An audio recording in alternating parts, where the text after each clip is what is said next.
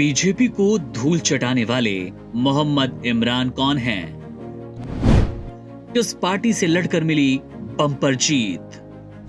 दिल्ली नगर निगम के उपचुनाव के नतीजे बुधवार को घोषित हुए और इस बार की राजनीति ने सभी को चौंका दिया। 12 वार्डों में 30 नवंबर को वोटिंग हुई, जिसमें करीब 38% से ज्यादा मतदाता शामिल हुए, जो कि 2022 के एमसीडी चुनाव की 50.47% मतदान से थोड़ा कम रहा।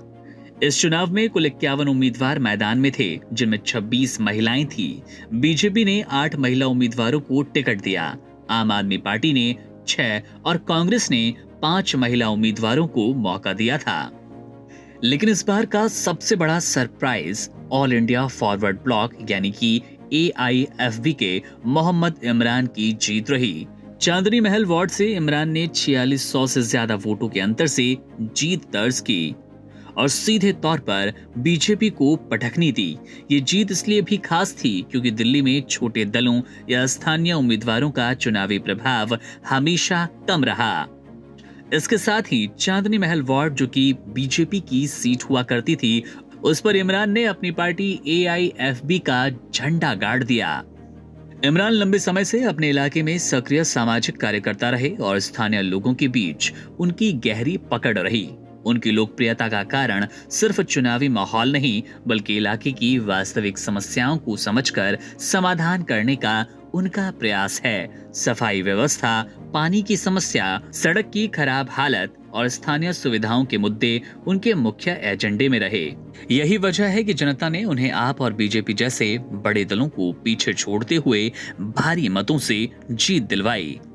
इस उपचुनाव में बीजेपी ने 7 सीटें जीतकर शानदार प्रदर्शन किया। पार्टी के लिए ये जीत संगठन की ताकत और चुनावी रणनीति की सफलता साबित हुई। हालांकि पार्टी को 2 सीटों का नुकसान झेलना पड़ा, जो कि ये दर्शाता है कि हर वार्ड में उनकी पकड़ मजबूत नहीं है और स्थानीय मुद्दों पर ध्यान देना जरूरी है।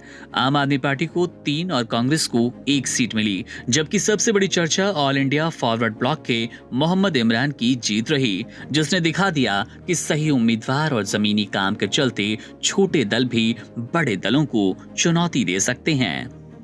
इस चुनाव ने यह साफ कर दिया कि दिल्ली में स्थानीय मुद्दे और उम्मीदवारों की लोकप्रियता ही असली खेल तय करती है। बड़े दलों की ताकत चाहे कितनी भी हो, अगर उम्मीदवार जनता के करीब नहीं है और स्थानीय समस्याओं को समझकर समाधान नहीं करता, तो जीत मुश्किल है। मोहम्मद इमरान ने अपने इलाके के लोगों के भरोसे और काम की बदौलत बीजेपी को पटखनी दी और साबित किया कि छोटे उम्मीदवार बड़े चुनावी मंचों पर अपनी पहचान बना सकते हैं।